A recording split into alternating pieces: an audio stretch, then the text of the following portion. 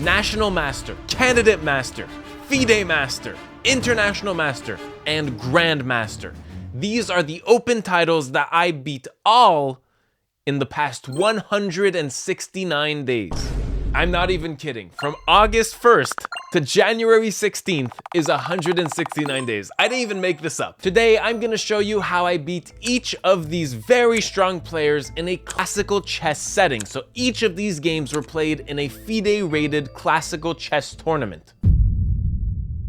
Are you looking for ways to further train your openings but in real game situations? Well, I discovered this brilliant feature in ChessReps in which you can train your opening but in puzzle forms from real games. So for example, here I have the Vienna Gambit and I find this Queen H6. This arises from the opening that I learned, and now I'm practicing puzzles from this opening. Now I have checkmate.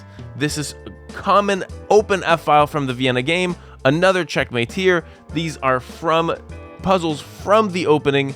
Bishop, that's a beautiful checkmate. You can try this tool for free for 7 days with the link down in the description. Shout out to ChessReps.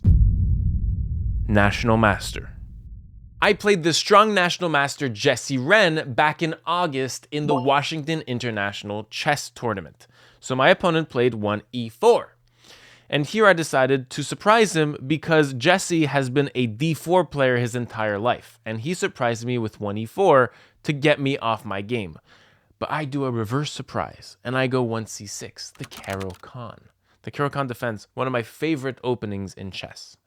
My opponent is distraught, goes knight c3 very rapidly. I go d5, knight f3 takes, knight f6, and now we get into waters that I'm familiar with, because I've played this line of the Caro-Kann before, and my opponent may not have in competition, so I have a small edge. I had this exact line 2 weeks prior in the provincial championship of Quebec in local grounds in the tournament, so I was very comfortable here. So I go queen a5, new move for me.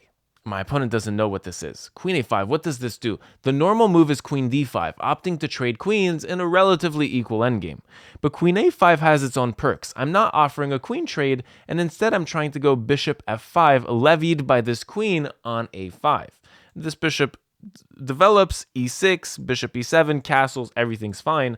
My opponent goes b4, and now I'm the one who's clueless, because I don't know this move before.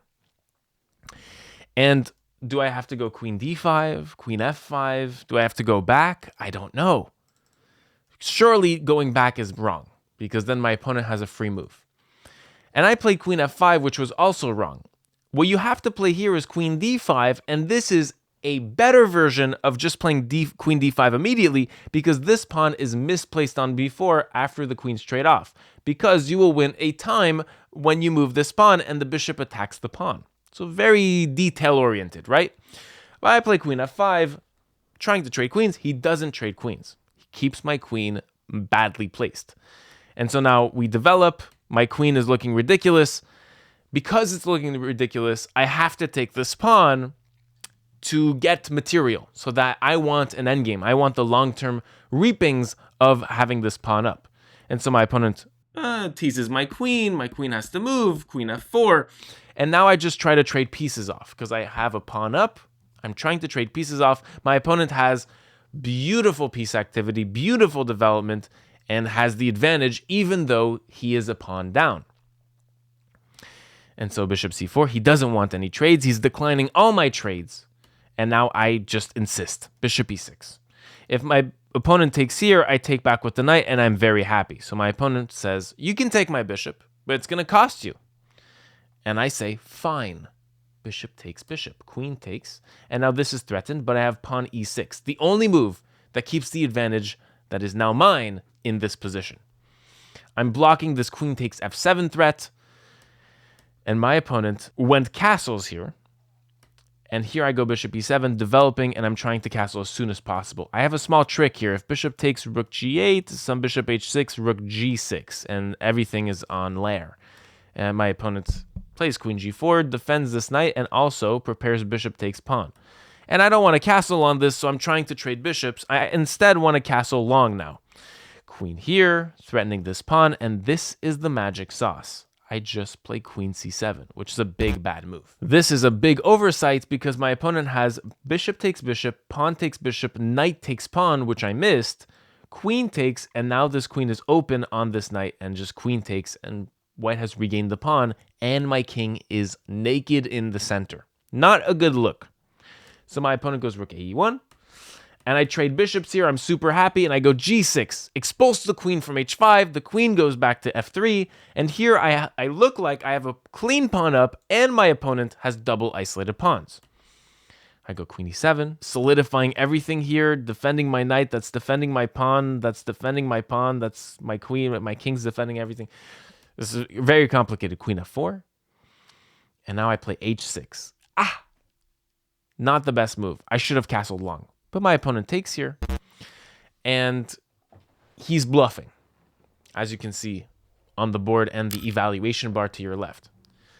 But I don't know this at the time.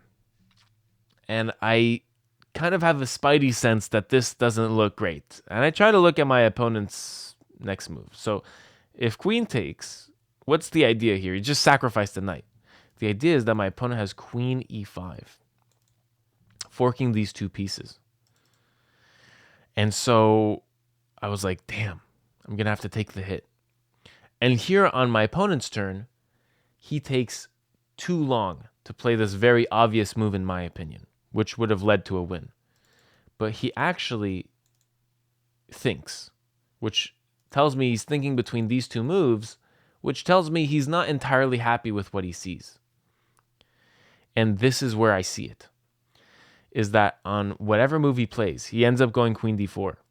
There's a way for me to defend this double attack. Or is this a fork? I guess this is technically a fork. Here, the black pieces have this stupendous queen f8, geometrically defending these two pieces. Rook e5, defending this knight properly, and the rest of the game, I am defending every single threat on every move, even giving back a pawn needlessly. And the goal is that he plays a move, it probably carries a threat, and I'm defending. And my goal is just to trade pieces little by little. And finally here, I have queen f5, very cute. Rook takes, and rook e1 is mate. But I have check here, and I keep missing queen f2, which completely kills the game. Game over, black pieces win. But I miss it. I play knight d7, and my opponent, who I think saw it, says anyways, after knight f6, calls it quits. I'm up a full piece by now. And so how I beat a national master here was by defending extremely well, keeping the piece up, looking constantly at my opponent's threats. I mean, I defended for 90% of this game. The second I took that pawn on b4, I had to be extremely conscious of whatever my opponent threatened. And that was the secret to beating this national master. Candidate Master. I played Candidate Master Maxime Marie from France, who is 2283. The requirements for CM is just 2200 plus FIDE, but he's 2283, so he's a super Candidate Master. And this guy is up 140 elo in the past year. He's an absolute demon over the board. And once again, quite like that first game, my opponent has been playing 1c4, the English opening, for the past 10 years, and plays e4 on me. Surprise. And what is my counter surprise opening? In chess, when someone surprises me with e4, c6. Again, my opponent is distraught, completely emotionally unbalanced. Fight or flight mode. And he goes into fight mode. He goes d4 immediately. He's lost. He was expecting 1 e5 in the first move. And I completely bamboozled him with 1 c6, the Caro-Kann defense, which he didn't expect, and he's completely out of book. And he shows me this in the next moves, where he plays a clown show for the next 5 moves. d5, knight c3, and I've been getting some mean comments saying that I'm bashing my opponents. It's objectively a clown show. Like, my opponent plays his knight 5 times, plays the alien gambit, h6, plays his knight another time 5 times, and gives me the advantage within 6 moves. Like, he would even say this is a clown show. I just want to make that clear, because I was getting some hate on 2 videos there, and I didn't appreciate it. I never mean harm to my opponents. I criticize play of both me and my opponents. When I play a terrible move, it's a terrible move, and I'll call myself out on it. If my opponents play a terrible move, it's a terrible move. It's objective truth. I'm not attacking them. I'm not trying to. So knight 5 f3. I go bishop f5, h3 and e6. Knight e2. And here my opponent has moved his knight 1, 2, 3, 4 times, and now it has trouble developing this knight, so he has to move this one once, and he's going to move it a second time. So he's losing a lot of time. Whereas I have very efficient development, and I'm going to be able to develop nicely in this position. And now he goes g4. He attacks my bishop. My bishop goes back. And I already don't like this. He's trying to develop his bishop because this knight is on e2, which is wrongfully placed, meaning this bishop cannot develop, which is wrongful. And now he plays this wrongful move g4 to develop this bishop. It all makes sense within the nonsense that has happened so far in the white opening. There's such discoordination, which means that white has to make more and more concessions in this game. So bishop g2, finally the bishop is developed, but the bishop is not developed on an ideal diagonal. It is biting on granite on these two pawns. So queen b6. I'm developing my queen, maybe throwing this option in. I'm not castling immediately into his attack. I want to wait for him to castle first so I can castle. That's another big one. And now my opponent plays g5. Very aggressive. And I try to look what my opponent's trying to do. So after takes, he wants knight takes. My bishop would move.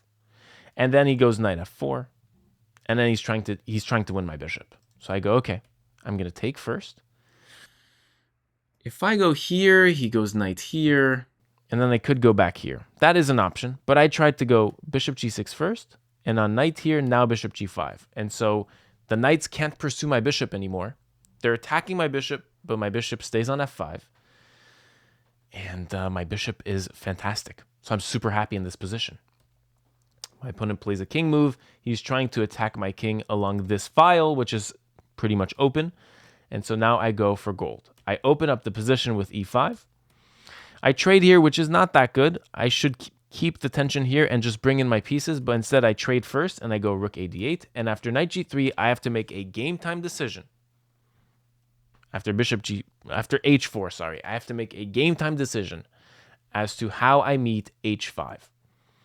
And here, because I have 1, 2, 3, 4, 5, 6 pieces developed against 1, 2, 3 pieces developed, I can argue that black has an advantage. But that advantage is not very obvious on the chessboard unless I activate my pieces. What do I mean by that? This bishop is activated. This queen is activated. This bishop is quite activated. This knight is not activated. It's not doing anything. This rook is developed, but is not activated per se. It's not doing anything. It's not throwing pressure on the board. And so I find a move that kills 2 birds with 1 stone. Knight e5. Activating the knight, now the knight seeks very nice squares on the enemy side of the board and activating this rook, pressuring this pawn on d4. And so by this move, I am sacrificing a piece. So after h5, attacking my bishop, I take here this pawn, and after queen e2, which is the forced move, I have 2 pieces that are attacked that cannot defend each other on one move. So by playing knight e5, I'm inherently sacrificing a piece, but I had seen that I have bishop d3 here, going full sacrifice of a piece, and now bishop d6.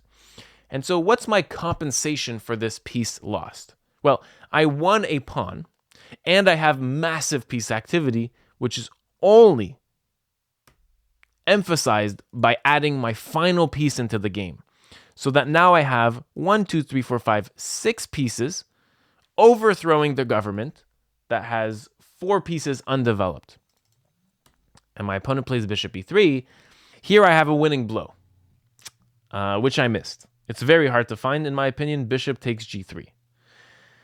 The point is that on pawn takes, the pawn is deflected off the defense of this bishop, and now black is winning. Rook takes bishop, sacrificing the rook for a nice tactic. Queen takes rook, and now rook h4 check, discovery check on the queen, winning a queen. Insane, right? And there's other possibilities. If you don't take and you take this, for example, then just queen takes bishop, and we just kill with this pressure, which is insane. I didn't see this. I had time pressure. I had 15 minutes left. I played rook h4 check. the king could have moved to g1. Knight h3 is a fine replacement. And here, I still have one pawn for the piece. I could take this dead-in-the-water rook, but you need to know piece value in chess, and this bishop is much more valuable than this rook right now. This is a possibility for a cash-in later in the game when I have more compensation, but in this position, the bishop is too valuable of an attacker to trade it for this dead-in-the-water rook. So I play instead, seeking more compensation for the piece given, queen takes pawn. So I'm adding 2 pawns, a second pawn to the compensation rank of the piece that I gave. So I'm objectively better here, but it's hard to concretize into a winning endgame or liquidate, right? But here my opponent gives me that opportunity with queen c1. And he's offering a queen trade, which he thinks is in his incentive, because when I trade queens, his material advantage goes up. So I have less pressure on this king because the queens are off. However, I saw that after queen takes and bishop takes, it's forced. If rook takes, I have this one. Rook takes bishop, deflecting the pawn off of this bishop. After pawn takes, now I can take 2 pieces for the rook, and this is winning. And so same with this rook takes. I still have rook takes bishop. So he has to take with the bishop to avoid this tactic. So this is forced. And now I can cash in. Exactly what I told you before. Cashing in, bishop takes rook, knight takes, and now I take this very nice activity, piece activity, right? My opponent has no activity in all of these pieces. This knight is pinned. This bishop is biting on granite. Name me one white piece that is doing something functional. None of them are. My opponent has to get out of this, has to trade off with bishop b2, trading off rooks. And so I love this because this pawn gets extremely weak once its defender is off the board. And so I win this third pawn. Let's look at material now because we haven't in a while. My opponent has knight and bishop, or this bishop rather, the light squared bishop. Knight and bishop for 1, 2, 3 pawns. And a rook. And so this is winning for the black pieces. But the question is, can I concretize with bringing these pawns down the board? My opponent plays his king out of this pin. I go with rook a4. I win this 4th pawn. And the endgame is fairly simple. I'll break it down for you. I sacrifice my rook for these passed pawns. And eventually my opponent resigns. And that's how I beat a candidate master. By refuting the rules. First of all, I bamboozled him in the opening, right? c6, called his bluff of playing this new move 1e4, killing his preparation of the entire day. And then secondly, I used that advantage to bring all my pieces in, and when it was the right moment, I even had time to sacrifice a piece against that piece activity, and that yielded an advantage. And little by little, I gained back the compensation for that piece, until it was enough to trade queens and liquidate into a winning endgame. And from there, I just pickpocketed a lot of pawns, and I won this fairly elementarily. FIDE Master. A FIDE Master is someone who has reached 2300 ELO FIDE. That's it.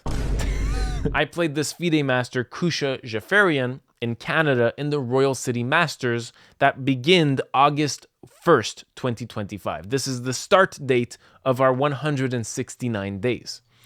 I play e4. My opponent plays the Caro-Kann. All of these games are Caro-Kann. Dude, I'm good against the Caro-Kann, I'm realizing. What? Okay, I play knight f3, d5, and I don't play the line that we saw against Jesse Wren in this very video, knight c3, but instead I play a line that I'm 2-0 with. It's a very good line, d3. And white is okay with this endgame and actually has very good practical chances from this endgame. My opponent refuses this endgame, goes e6, and this enables me to go with a King's Indian attack in chess, in which basically all of these moves are pretty much pre-moved. You see this often in Blitz because it's such an easy opening to play. And white is going to castle here, h4, and if black castles this way as well, we're going to go e5, h5, and we're going to attack the king.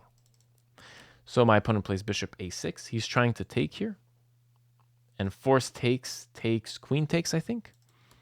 I play e5. Take the pressure off of e4, gain space, and attack this knight. The knight goes back and I go castles.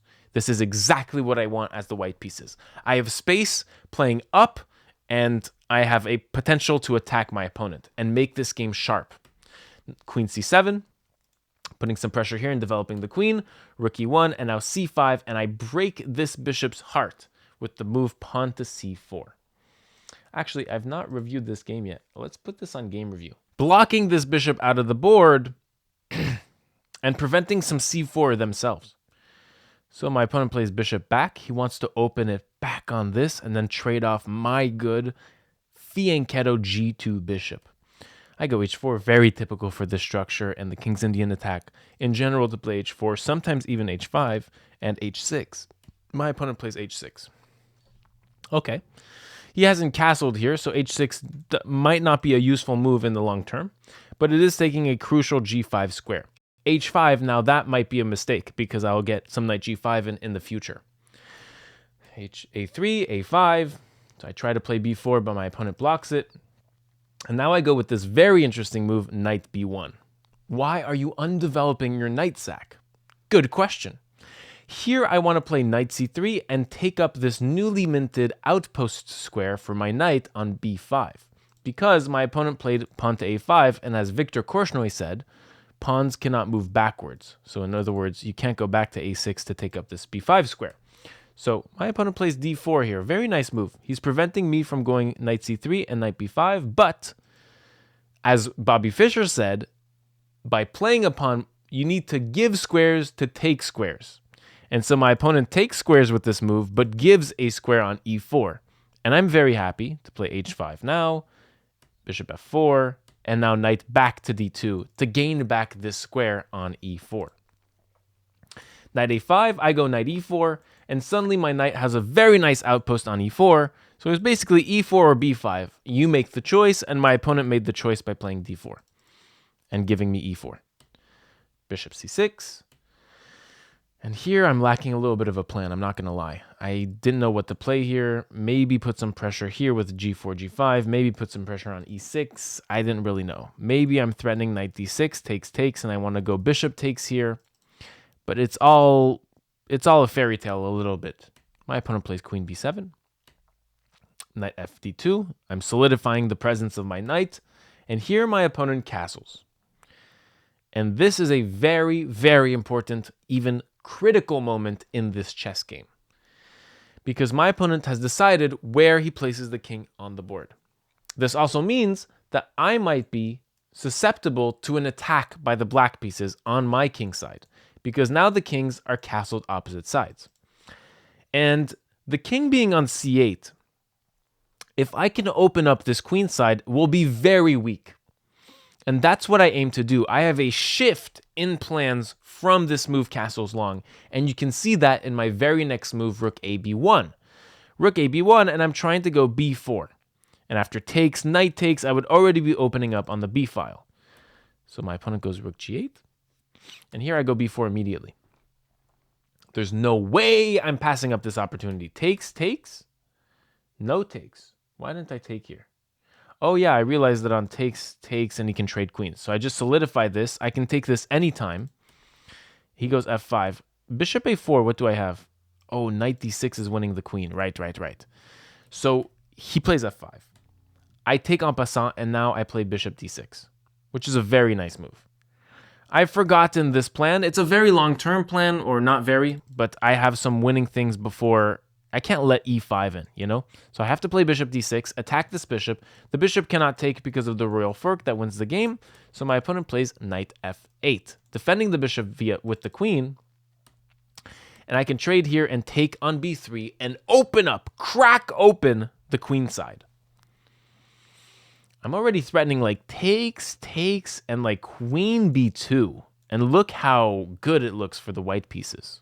See how like the entire vibe of the game changed after a misplay castles long. I think keeping the king in the center was objectively maybe better for my opponent. Knight takes b3, and now I take with the rook, and now king c7.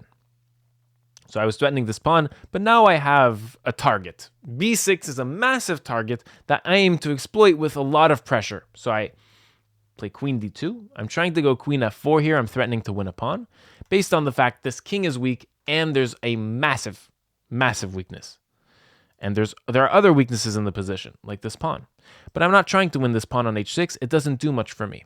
Like this pawn doesn't have many chances to promote after I take this pawn. f5 is played. And here I already have a winning combination that I miss. The win is rook takes pawn here, which is insane. I'm sure I looked at it and then talked myself out of it because it was too crazy. The point is on king takes, I have rook b1 check. And the king goes back to c7. And you're like, okay, what did you do with this, Zach? Well, the pawn is not here on b6 now. So queen a5. King moves.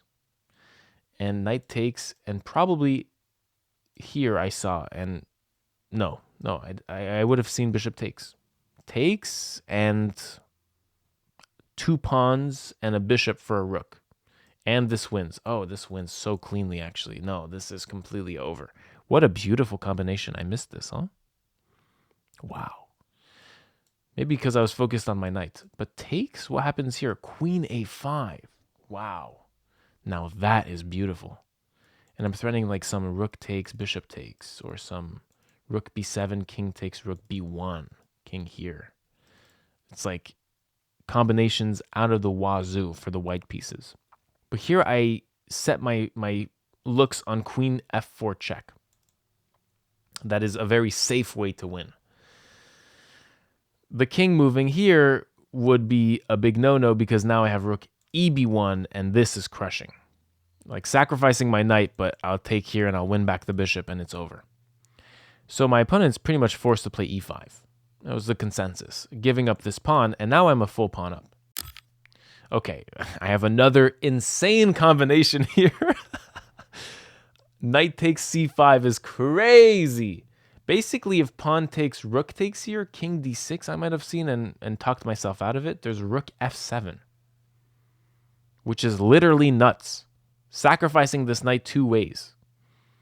Even this bishop is like, you can trade off this bishop first. Rook check, rook ff6. Yeah, no, I'm not going for this, even though it's plus 10. What? And this is mate. Yo. Okay, I had 5 minutes on my clock here. I don't think I would have seen or gone for this. I'm looking at this queen that's en prise. So I take here. Full pawn up. My opponent goes knight d7, and now I go knight d2. I'm trying to trade bishops, take off a defender from the king. My opponent has nearly equalized here, which is very sad because I was +4 2 times. But you know the result, so everything's good. Rook f8, attacking my queen. My queen is suddenly lacking squares. Queen h3 is the only move that stands still. Queen f7 threatening this. Rook e2. And now bishop a4. And I see that my opponent wants bishop d1 attacking my rook to win. So I play bishop d5 first. Excellent move. Tempoing the queen first, which has priority move over this rook. So queen f6. And now I can move my rook, but I play knight e4. Attacking this queen once more and activating my piece. And now I have 2 very nice pieces against this king just lurking. So my opponent plays queen f3 and is attacking 2 rooks at the same time. If I move this rook, this pawn is gone. And if I move this rook is gone.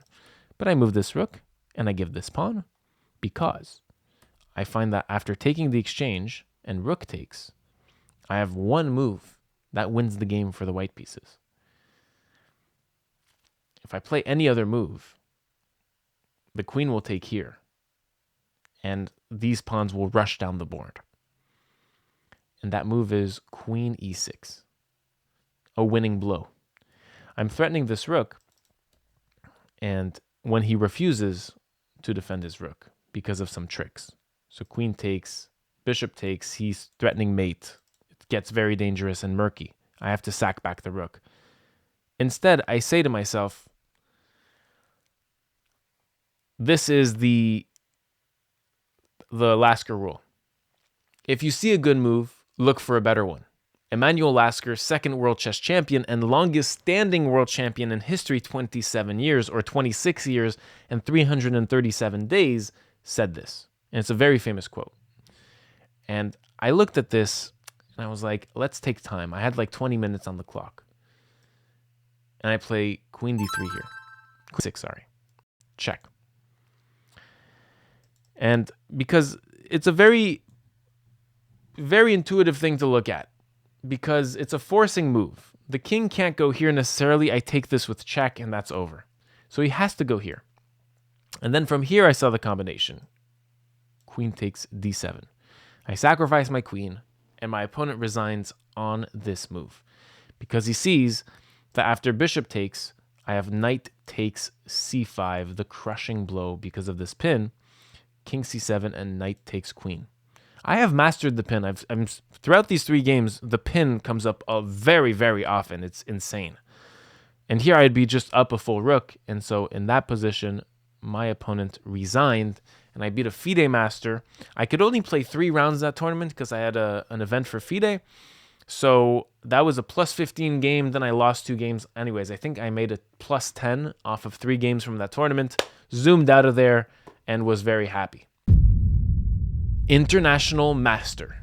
This is a chess game that is 100% going to be in one of my future chess recaps, so sorry for the double upload. I don't like showing things twice. Everything on my channel is pretty much always fresh, except for this game, which is going to be used at a certain point in the future. I apologize. In like 4 months. It's going to be fine. So, I'm playing an international master in this open in Sevilla, Spain, and he has 2350, and I had just drawn an international master the day before. So I was feeling pretty confident coming into this game, even though I had the black pieces. So that's a nice preface. My opponent plays d4, and here I go knight f6, and I had prepared a Nimzo Indian defense. And my opponent plays 2 moves here. e3, which is positional, slowly outplaying, and you're toast, and f3. Sharp, cutthroat, you're dead. You see the vibe between the 2 moves. So either I was going in for a massive fight or I was going in for a slow positional game. And my opponent chooses the massive fight. I had prepared here a very sharp line. d5, a3, and now I go back with my bishop. He goes e4, takes, and this is the key thing of the line. You're playing c5 and you're giving white a protected pass pawn, which is a big no-no in the general terms of chess. You're giving white basically the likelihood that they want an endgame. If the queens are removed, and let's say all the pieces are removed here, we trade everything off of this chessboard. This is a winning pawn endgame for the white pieces because of this pawn. And so right from the get-go, I already don't want an endgame. So it forces me to burn the boats, as that ancient Chinese military technique. You burn the boats, and so you're forced to go to war. Burns the boats for me, and I'm full on attack. I'm trying to win this game in the middle game. So I play castles. My opponent plays knight f3, which takes me a little bit out of book. In my book, I had bishop d3. And so in my book, bishop d3, this is what I had, knight g4, and I had check here. And then check, and then this was still theory here. But my opponent plays knight f3 first, and so I go, well, why doesn't this work anyways? It doesn't. Turns out my opponent still has flexibility over the development of this bishop, and on bishop e2, I'm toast. It's plus 0.8. So I still play my spiel, bishop h4 check, and my opponent can yield an advantage on something I really wouldn't trust usually. Queen h3 here, my opponent plays bishop f4, and after queen g2, king d2 is plus 0.8. My opponent is advantageous. To find this and play it is outrageous. I wouldn't expect this of many chess players in the world. Maybe not even Magnus Carlsen. And so my opponent, luckily for me, plays g3, which is the whole point of the opening, or king f1. But g3 weakens the light squares, which will be very convenient for me in the future of this game. So I play bishop f6, bishop f4, and rook e8. I'm taking up this file, and I'm actually threatening some knight e3 things. It's pretty nice for me. Queen d2, preventing this knight e3. And now I have to develop my pieces, castles, and now I play knight e5. I want some trades, but I want to preserve this dark square bishop because I see its long-term potential against this king. And this light square bishop, if it goes to h3 one day, is fantastic.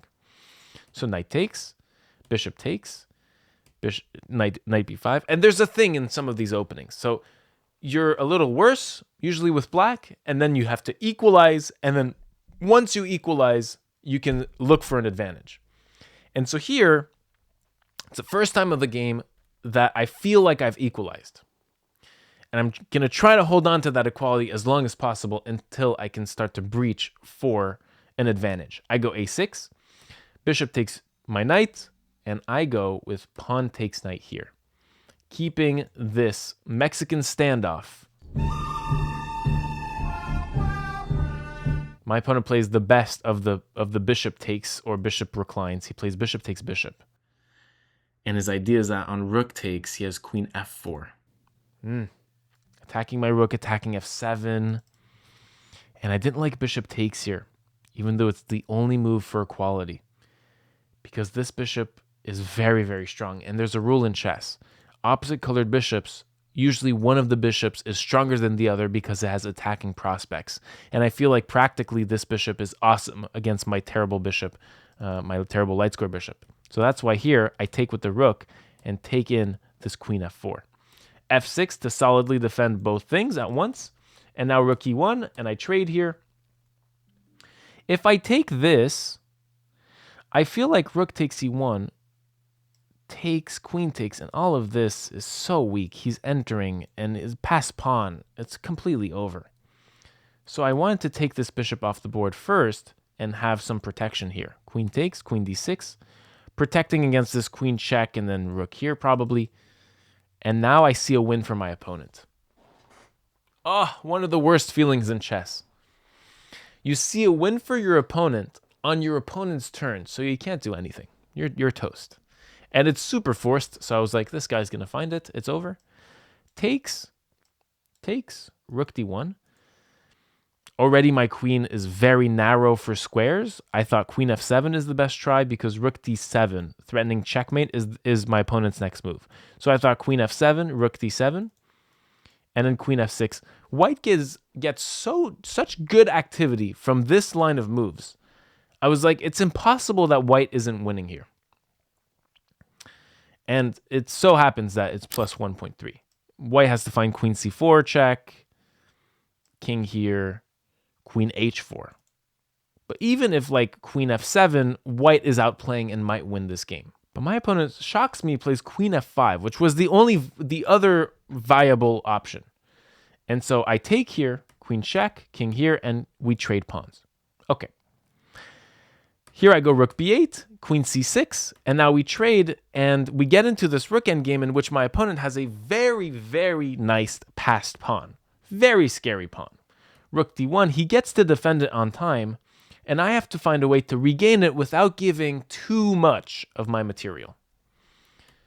So my opponent plays king f2, and now it's my turn, and it's quite a critical moment. How do I gain this pawn by force without giving too many of my pearls? If king e7, which is what I played, rook d7, king here, and rook takes. And now rook takes, thank God he can't trade rooks because this outside pass pawn would completely win the game. But he can take here, and now he has connected pass pawns. So this is less than ideal, even though I have a pass pawn myself. It's still a draw, but it's hard to play. And so I was thinking to myself, what if g5 here, preparing king e7? Okay, just king here, right? And then this comes in. And even here, I don't like this because there's always going to be a trade with rook h6. And I thought, okay, what if rook with pawn h5? Okay, king here, this, takes, takes.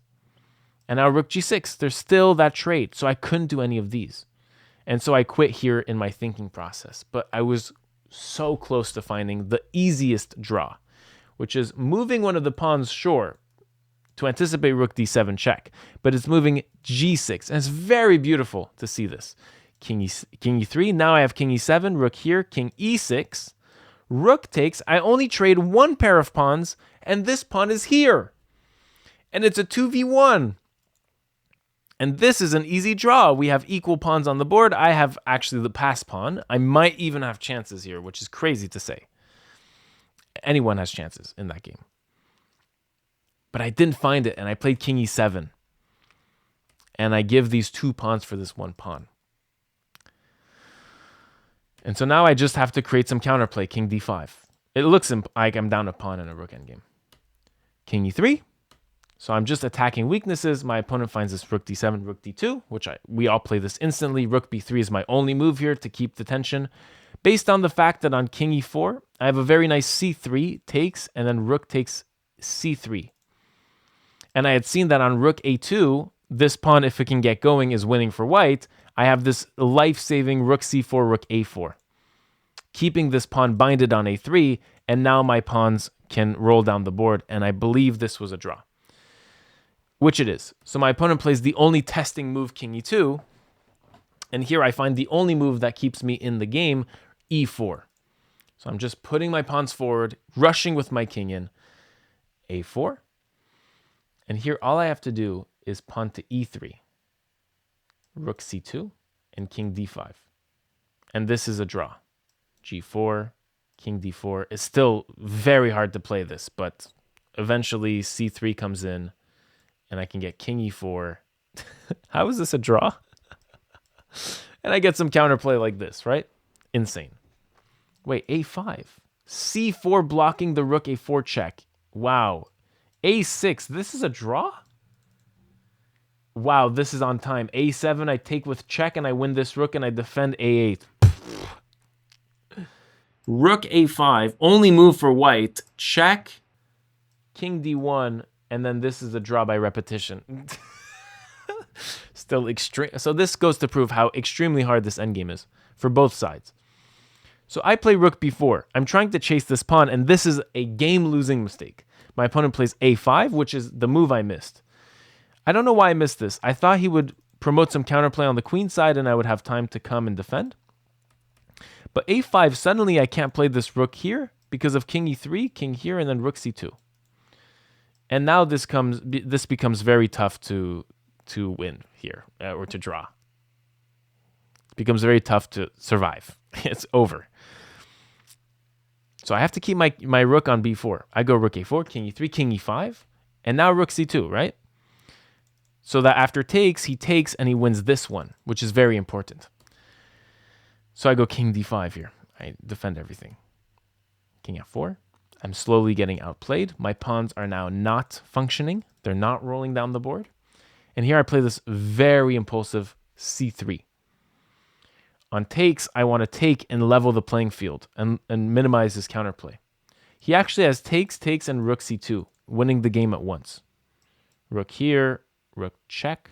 No, just h4. And his pawns are completely rolling down the board. Anyways, we do takes, he goes rook e3, and he misses my point, my idea. I have rook a1 now. And on takes, I win his rook. We can play it on the board. Takes, check. If the king moves, I win the rook. So king here, keeping the defense, but now I have this very nice skewer winning the rook. So now he has to get out of there, rook e2, and now you feel the tables turn. Rook f1 check. If the king moves out of the way, I go king d4, king d3 almost in one move, and I'm looking to win the game, winning this rook. So he has to go king e3, rook f3, king back to d2 is forced. And now I have turned my opponent on his backside, while my pawn is extremely strong, and these pawns have trouble mobilizing. Pawn h4, rook takes g3. And my opponent actually finds himself in an only move scenario in this position. Only move to draw the game. Insane. King e1, only move to draw the game, and it's very hard to find. And instead, my opponent misses my move, I believe. He plays g4, and he misses completely that e2 wins almost completely, obviously, from many of the white moves that can happen here. On king c2, I have rook f2, threatening this rook, and he can't take because I'm going to queen here. So king back, but then king d3. And if takes, this is going to promote with mate on the next move. But if he goes back, I have e2 check and rook f1. And this wins as well by checkmate in a few moves. So after check, he has to go king here. This is the same scenario. Check. If rook e1, rook f2, I'm going to get this king here, e2 in one move later. It's almost all forced. And if rook e2, we see this as transposes. So he has to go king e1 here to stop rook f1. But now I go king d3. And I'm going to have some back rank mate threats if my rook can get on a1. Let's say my rook gets to f8, a8, a1. This is now the plan to try to threaten mate and win the game. So I'm playing for a win here. b3, I go rook f8. I'm trying to go rook a8 to threaten checkmate and win the game. My opponent has one move to survive here, which I completely missed, is rook a2. It's so obvious. I completely missed this. How did I miss this obvious defense? But he was on 30 seconds. It's very important to say this. He was on 30 seconds. I was on like 8 minutes. He's on deep time pressure here. He plays g5, sorry. And here I can play rook a8, which, how did I miss this? I found no, I played rook a8. No, I did. It threatens checkmate. It's very obvious that white should go for this. My opponent has king f1 only move. And now this rook a8, a1 check doesn't do anything. Rook e1. And even if I trade this pawn, king and pawn in game it loses for me actually. So I go back. I win 30 seconds on my time. And now I find the winning combination. So I win 30 seconds on my time by going here. Win a minute, sorry. 30 seconds plus 30 seconds plus 30 seconds. I go rook g8, threatening this pawn. If you go here, rook a8, and this is now winning. King f1 is checkmate to rook a1. So my opponent has to go h4, and now I play rook h8 immediately on the board. Ba! Forcing him to play on 30 seconds. g6 takes, threatening this mate. King f1, check. If he goes here, I win the rook. So king e1, and now rook g4, threatening mate. And here, if king f1, I take this, and this endgame is going to be completely winning. My opponent resigns after rook g4. No, king f1, I take, and now my opponent resigns. Grandmaster. My opponent has 2200 elo, but was 2500 around 12 years ago, and thus he gained the Grandmaster title. So 300 points from his peak, but still extremely strong. Let's not get this twisted. And I have the black pieces. So he goes d4, I go d5, knight f3, I go knight f6, and we get into this Vienna variation of the Queen's Gambit declined, in which I take on c4, and this can get pretty aggressive very quickly. So e6, a6. He prevents my b5 defending my pawn up by playing a4, but I use this to play b6, bishop b4 takes, and now b6. And I get to develop my bishop now. Castles, bishop b7, I develop my pieces, he develops his. He plays this a little bit aggressive f4, which is not very needed because both of my pieces are very strong against this e4 square. But now he plays this knight a2. He seeks to win the bishop pair, and I calculated that actually I'm okay to give the bishop pair if it means that I castle and I live peacefully here. Because what is his bishop pair? It's these two bishops, but this dark square bishop is not so strong. This bishop, however, is fantastic. This knight too. And I can see a world in which my two knights compensate for this bishop pair. So I was okay with giving the bishop pair. Bishop d2. Attacking my pawn, I defend it, and now bishop e1. So he's circling back, increasing the strength of his bishop pair by rerouting his bishop to a nice square on h4. This is typical within stonewall structures. You want to go like this. And for black, the stone wall like this, you want to go like this with your bishop. So I go knight e4. I prevent this bishop from developing to a very nice square and pinning my knight, right? And I bring my knight central on the board, very strong on e4. And now my opponent goes with bishop h4, which is a very interesting move. His point is that on queen takes, he wants knight takes d7 with a fork of my rook and pawn. And actually winning here is this combination, this. But on queen c1, attacking my knight, I have to find this only move almost, rook ac8, not even taking this bishop, being down two pieces for a queen in this position, but I'm going to win back some form of material. If he saves his bishop, I have knight cd2 winning this exchange. And then I would be a rook and a bishop, a rook and a knight and a pawn up for this rook. But it's still not obvious that this is winning for black. So I didn't go for this. And I didn't find rook ac8 nevertheless. It's very tough to find that move. But I do find this. Queen takes h4. I sacrificed this fork here, but I found that I have this very nice knight f6. And this is one of the proudest moves of my entire career thus far. I'm sacrificing an exchange within a fork, because after knight takes rook, I have this very nice form of counterplay, knight g4. And I'm sure my opponent missed knight f6 in one move, because it's such an insane move. Like the knight, a backwards knight move while your pieces are forked. And I'm threatening checkmate. So my opponent has to defend against checkmate, but now I have this nice knight takes pawn into a fork. My opponent plays queen e1, evading the fork because he attacks my queen, and after queen takes, rook takes. But this doesn't matter because it was a three-way fork, and I can win back this bishop. I'm down now a rook for a bishop and a pawn. But this is a very pleasant position because my bishop is so strong. So knight d7, knight takes the second pawn. The knight and pawn were attacked into a double attack. Now, I thought about this, but takes, and rook d8, and the engine seems to prefer black, which is still debatable to me. How is black that much better? I have a protected pass pawn for sure, and bishop e4, f5 will be good for sure, with b3, b2, and the promotion square being taken up, but still unclear. It's not very clear, right? So knight d7, I take here, we trade pawns, and now rook d8. I'm attacking the weak, isolated pawn on d4. So rook c1, he takes the file, very nice. He prepares rook c7, and now I have to take care of all these back rank mates. I want nothing to do with this. h5 is the best move in the position. Knight c4, he wants to trade pieces because he's up material. The more pieces he trades, the better his material becomes. So my incentive is actually to not trade this knight on the board and play knight d3. Why didn't I play knight d3?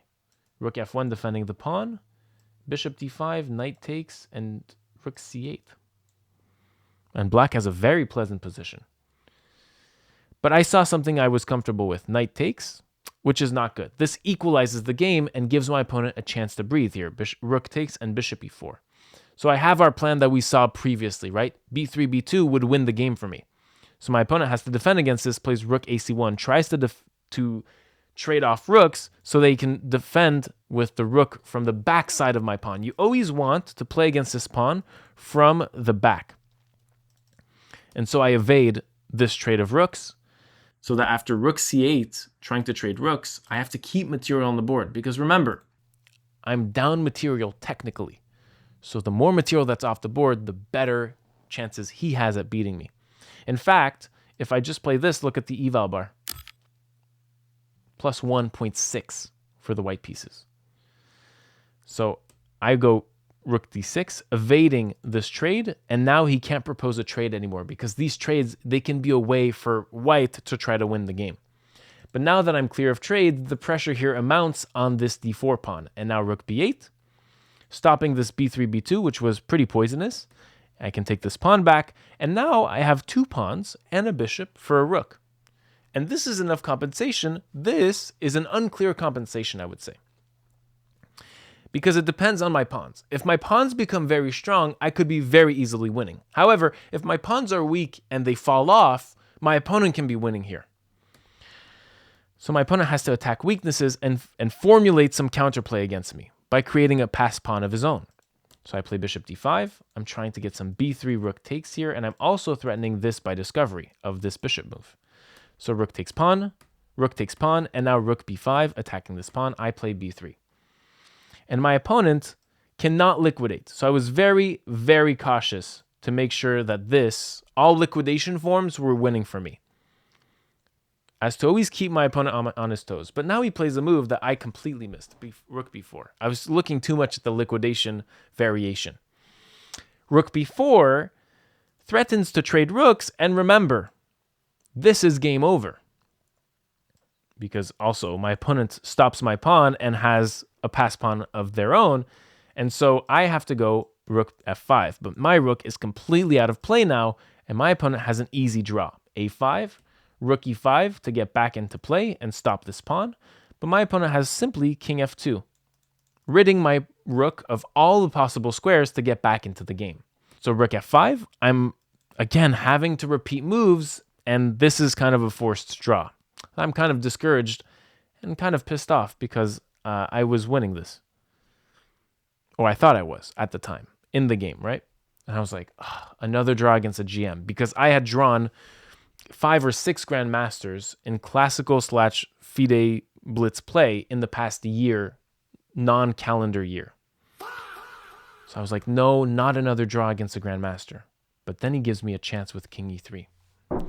He wants to not draw so bad that he's willing to give a pawn here and get his king active into the game. So I go, okay. Bishop takes also, discovery on this pawn, gets my rook back into the game, rook b5, and now I close this back up. I do not want a rook trade. This is my 3rd time refusing a rook trade. Once again, rook b5, rook takes, plus 2.6, completely winning for white. So I have to refuse this rook trade. And once again, the liquidations are always fine for me, and I made sure this rook is always defended, so it's good. Now he plays pawn to a6, I check the king, and I play pawn to b2, which is weird, right? Why would I give the most precious pawn in the history of pawns for me, just for what? And my opponent turns out, after takes, I play rook a3, and rook b6, I can just take this pawn and come back.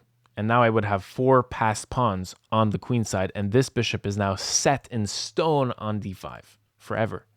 It's very hard to replace the monetary value that this bishop has of taking up the promotion square on this h1 square and taking up the promotion square of my opponent's passed pawn.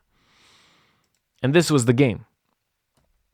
King c5, rook a3. I'm just fixing all of my pieces against this pawn. You always take the pawn from the back.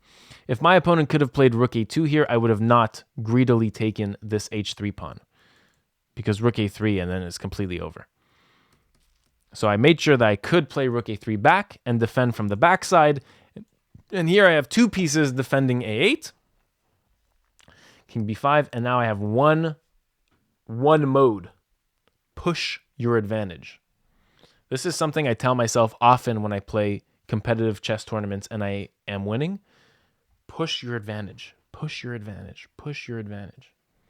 Increase the source of your advantage. If my pawns get too passive, my opponent will formulate some nice counterplay here and will be able to play rook b4, rook a4, trade off these rooks, and this pawn will queen, and then he will have rook against 4 pawns. I can't have that happen. So I play g5, king g6. Now he's going to try to check me from my backside. There was a very nice pattern here. King h5, king g4. But I didn't play. Oh, I did play h4. Okay, so my plan here is to go like this. King b6. You see how white's play is very, very slow, I would say. Like he's having trouble promoting this pawn. So I go h3. My pawn is already on h3 here. It's so fast. g4, rook check, king here. I should have gone king h5 so that I can go like this. Because on king f5, rook here, I can't move my king anymore because this crucial pawn falls. And then I maybe lose. So I have to block here, and whatever I block with, a8 queen is happening. So let's say I go rook here, takes, and then a8 queen. And then this, okay, this is completely winning. Why didn't I go for this? Yeah, 2 pawns on the 6 is worth a rook. Yeah, I should have played this easily. I didn't like uncertainty, and I saw a win from bishop f3. This is one of my core things in chess, is like when you see an absolute win, tunnel vision that, and double check, stamp, and go for it. a8 queen. And my idea is I'm sacrificing a rook, and I have the most ridiculous endgame I've ever had in all my years. 4 pawns and bishop against 2 rooks. I'm never going to see this type of endgame again.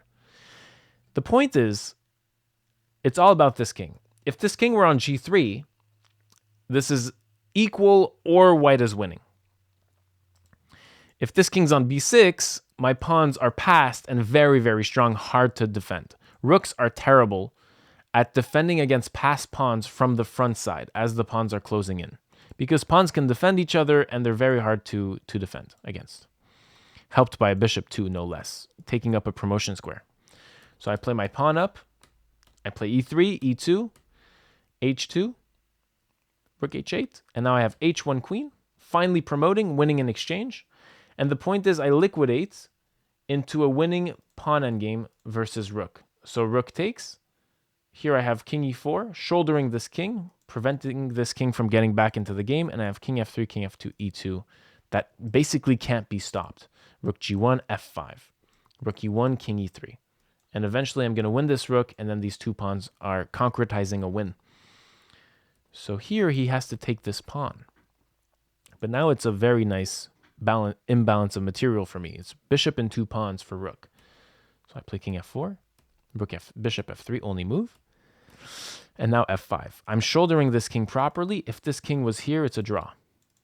That's the difference in this entire chess game. Rook b2, g3.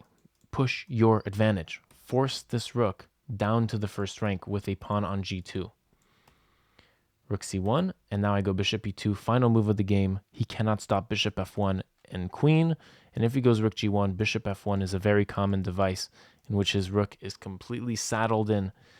And, well, this is a zugzwang, like white has no good moves. But after like a move like king c3, I have like king e3, and this pawn's coming in. So on bishop e2, my opponent resigns, and this is my first win against a Grandmaster. That tournament, the Candidate Master I played, was my first win, I believe, against a Candidate Master. And in 169 days, I beat every single open title in chess. Thank you so much for watching, and have a marvelous day. I hope you learned a few things.